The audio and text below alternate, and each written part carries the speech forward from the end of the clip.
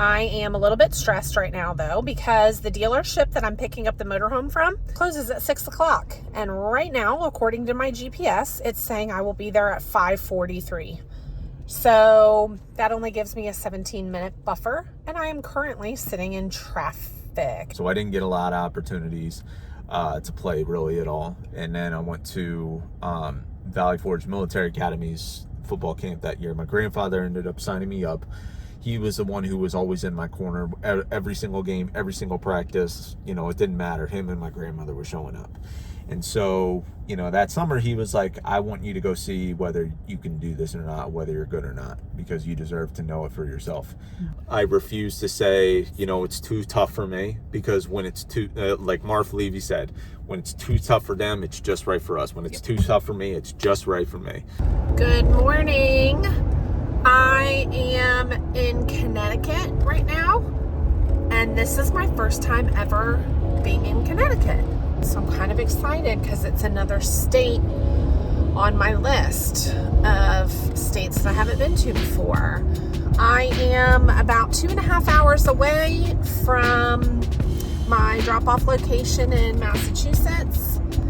I have to stop at, or I have to find, and then hopefully be able to get a safety inspection, which is required in the state of Massachusetts, apparently.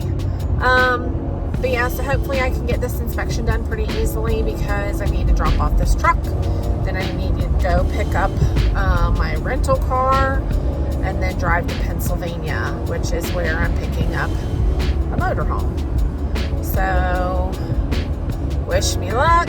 I hope this all goes easy and I can get on to my next one. I am now in my rental car. I dropped off the truck with the customer this morning at his house, and he was kind enough to drive me to the rental car place, which was nice because that saves me an Uber expense. Got to the rental car place, ended up being there for almost 2 hours. That place was insane. They only had one employee working. They were sold out of cars, apparently. When I walked in the door, there was a line going out the door. There were people that were like upset that when I walked in the door, and they were like, yeah, just so that you know, we've already been here for an hour. And I was like, oh, good Lord. Ended up being there for almost 2 hours. But finally got a car, and I am now heading towards Pennsylvania. I am a little bit stressed right now though, because the dealership that I'm picking up the motorhome from closes at 6 o'clock. And right now, according to my GPS, it's saying I will be there at 5:43. So that only gives me a 17-minute buffer, and I am currently sitting in traffic. This is not fun. So I'm hoping and praying I make it there by 6. Otherwise, I won't be able to pick up this motorhome today, and I'll have to wait and get it tomorrow morning, which would stink. This is one of the hardest parts about my job, is figuring out the logistics of like how to get from point A to point B and how to get there on time. I will continue to update you along the way. See ya.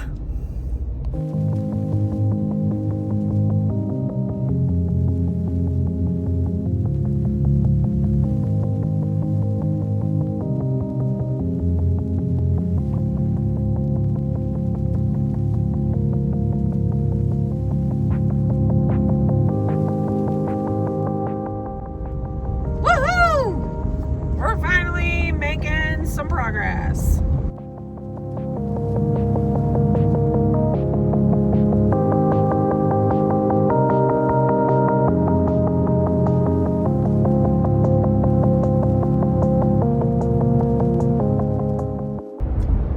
By the way, as you can see, my estimated time of arrival keeps getting worse and worse because of the traffic. We're actually moving now though, but I called the dealership and let them know that it was not likely that I would be there by 6. And she said, no problem. I appreciate you calling. I will just keep the keys in the motorhome and you just drive safe and get here whenever you can. Yay, me. All right, so I realized that I left y'all on a cliffhanger and never let you know if I made it on time. So I ended up hauling butt in the rental car and went straight to the motorhome dealership just to get the keys. I made it literally as the woman that was holding the keys for me. I made it right as she was walking out the door, literally. I got the keys from her, did my quick checkout, and then went and returned to my rental car, caught an Uber back to the dealership. So yeah, I made it just in the nick of time, and had a really awesome Uber ride after I returned the rental car. Hello, I am here with Chris, my Uber driver. So he just picked me up at Hertz, where I dropped off my rental car, and he is dropping me off at the motorhome that I'm picking up. So we just shared life stories. Yep. So Chris is going to talk to us a little bit about his life. Usually when I do these Uber drives, it's really not that much of a big deal for me because I've pretty much traveled my entire life. So it's, it is what it is. But you like to drive? Oh, I love to drive. When I was, I think, a senior at, I went to Valley Forge Military Academy out of here in Wayne, Pennsylvania. And when I was a senior at Valley Forge, I got an offer to go play at West Virginia Wesleyan, and that was my first school that I ended up going to. So I ended up driving 6 hours there and back, during every break, during the school year. And eventually 6 hours turned into 5 hours, because not only did I know the best ways to get there, but I also knew what routes to avoid the state cops on as well, to make sure that I didn't get a ticket. I think I only got one ticket my entire college career, and it was because my boys were making a little bit too much noise in the back, and they were bouncing around a little bit too much, and I made them pay the ticket, of course. So as they should. I mean, accountability is my middle name, but I digress. It's I'm used to traveling a lot, that's for sure. Very cool. What's it like living here? And where are we? Yeah, we're actually in Westchester, Pennsylvania. So I'm actually located in Claymont, Delaware. I have a wife. I have a baby girl who is about 1 year, just turned 1 year old. Oh. We had munchkin. Yeah. Oh my God. Yeah. So my wife's name is Jeanette, and then shout out to Jeanette. Oh yeah, absolutely. And then my daughter's name is Elodie. Elodie. Yep, like melody. I like that name. Yep, and we short name it for Ellie. But the great thing about us is, and I feel like a lot of people can't do this nowadays, is we communicate extremely well. We talk to each other. We've always been good at talking to each other. Even if it's like at 11, 12, 1 o'clock at night, we're still talking to each other. If there's an issue, even if we don't want to talk about it, we still talk to each other. So the effort is always there. And I think that's what keeps the love going and going strong, and why we're able to stay together for, so many years. Because just like any other couple, everybody gets on each other's nerves. But I would not want to spend my life with anybody else but her, that's for sure. That's awesome. So shout out to Jeanette. Absolutely. I will be praying for both of you. Yep. That's awesome. Thank you. Tell us a little bit about your football. Yeah, so it's been a journey, that's for sure. I started playing football when I was, I think, in 7th grade, and they moved me all over the place. I played quarterback. I was position, because it's a lot of pressure. Well, yeah, and that's something that I didn't understand when I went out for the position, and I wasn't very athletic. So, I started out the season as the 6th-string quarterback, and then they said, okay, we're just going to move you to D tackle.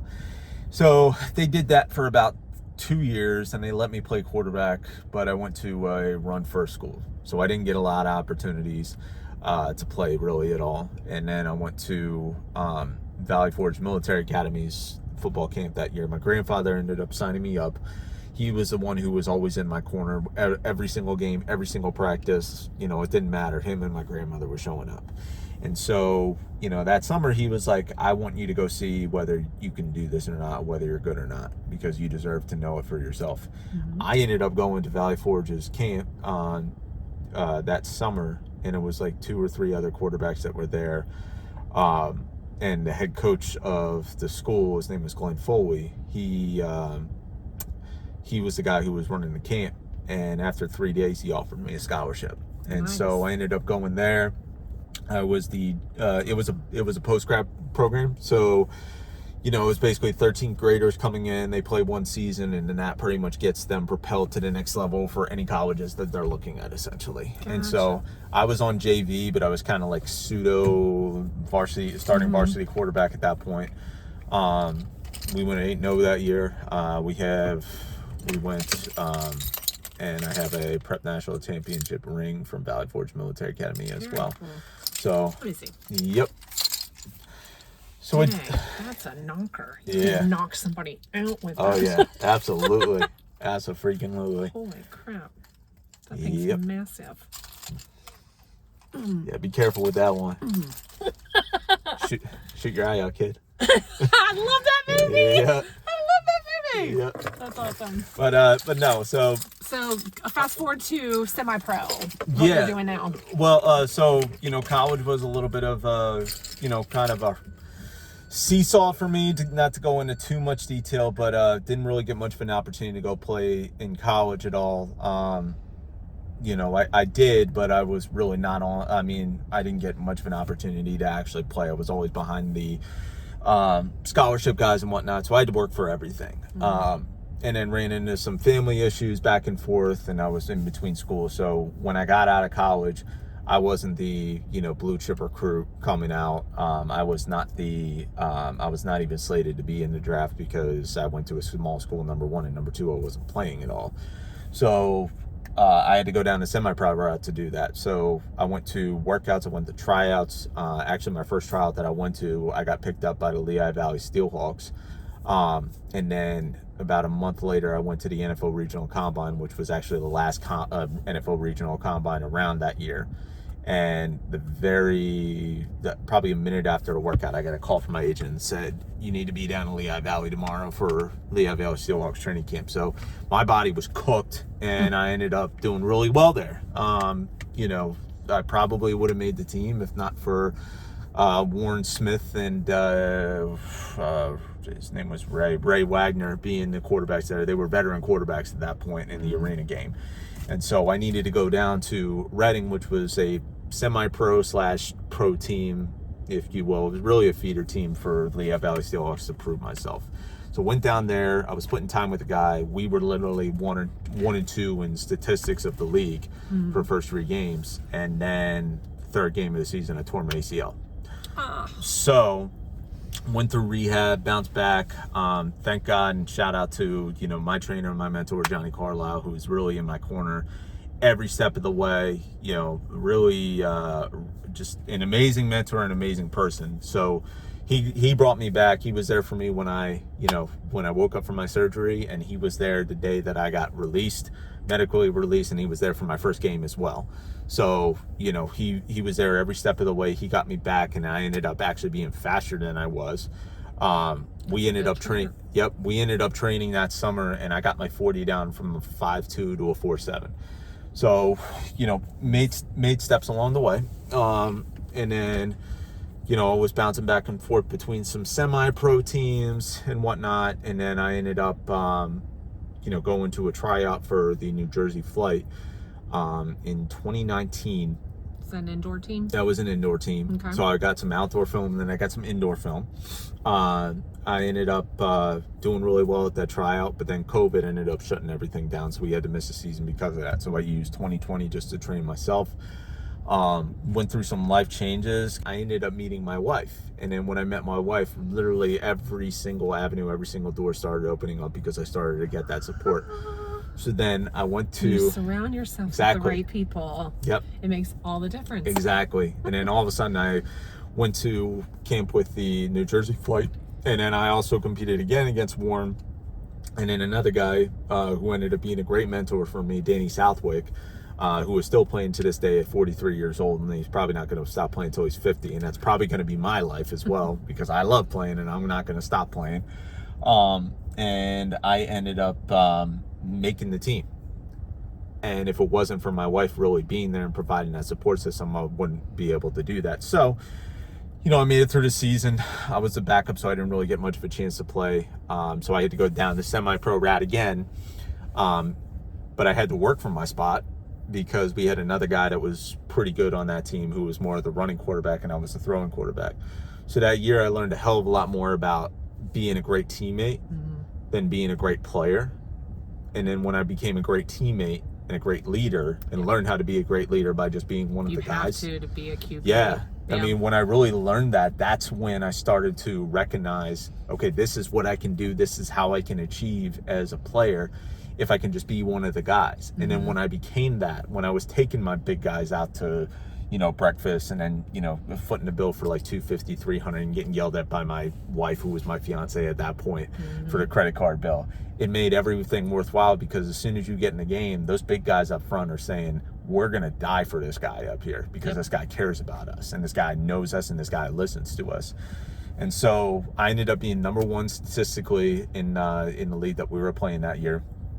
And I ended up getting a contract offer from the Salina Liberty out in Kansas. So I went to Salina. It was a battle up there. Coach O'Neill is a hell of a coach. He is very, very tough to play for, but he's a hell of a coach. And unfortunately, I ended up getting cut at the end of training camp. I had driven all the way up there, brought all my stuff. I literally packed like 4 suitcases, and then I was told, we're going to release you. So I drove 24 hours on the way home. Did not sleep at all that night. Didn't want to get any sleep. I came home, and then I get a call from my quarterback coach, and he says, what are you going to be doing on Tuesday of next week? And I said, nothing. He said, well, Rutgers needs a quarterback to throw for a pro day. All 32 teams are going to be there. So 27-28, I'm like, okay, this might be the last, if not one of the last, if not the last shot that I'm ever going to get. So I need to take this. So then fast forward to a couple days later, I get a call from Danny Southwick again, the quarterback that I met with the flight. And he said, hey, what are you going to be doing this Sunday? And I said, right now, just getting ready for the pro day. He said, find a way to get on a flight and get down to Atlanta because they're having one more workout for the Fan Control Football League, and you can throw better than about 80% of these quarterbacks that are here in camp with us. So I went to the tryout. I made it to the training camp roster for the Fan Control League. They gave me the permission to go up to my pro day, so I could go up to my pro day and go come back there. So I went to my pro day, did really well, ended up talking to like 5 NFL teams. And then literally from my pro day, they said, you need to come right back down here. So I drove from my pro day, which was about 7 hours, straight through, no sleep, nothing. Got there, took my physical and everything. They let me sleep after I got done all that stuff. And then I went to practice the next day. Was doing really well. Was, I think, top 5 statistically in camp because they were keeping track of all the stats and completion ratings and interceptions and touchdowns. And I was top 5 in that. Actually, no, top 10, excuse me. All of a sudden, 10 days before camp ends, start feeling a little weird at practice. I go back and I take a COVID test and I came up positive. So I was 10 days in quarantine. I get out of quarantine and I went to, I came out of there and they said, okay, we're going to auto draft you to one of the teams that are here. So I ended up getting drafted to, they were called the Bored Apes because all these teams were either owned by crypto or owned by NFTs back when they were worth a lot. And I got drafted to the Bored Apes.